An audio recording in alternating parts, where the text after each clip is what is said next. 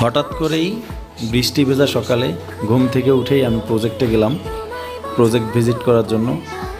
তো বৃষ্টিতে আমার প্রজেক্ট যে এত সুন্দর সেজেছে আমি আসলে দেখে মুগ্ধ হলাম। অনেক সুন্দর ওয়েদার, অনেক সুন্দর পরিবেশ।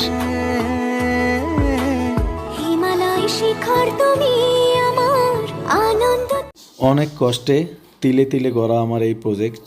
এটা একটা জমি ছিল, ধান ক্ষেত, সেখানে আমি পাড়ি বেঁধে অল্প অল্প করে গড়ে তুলতেছি। শঙ্খ তুমি, তোমায় বাজাবো বাতাসে।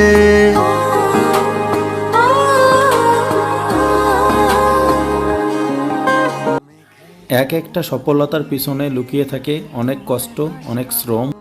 সেই কষ্ট ও শ্রমের মাধ্যমে সফলতা খুঁজতেছি, আল্লাহ ভরসা। বাজাবো বাতাসে।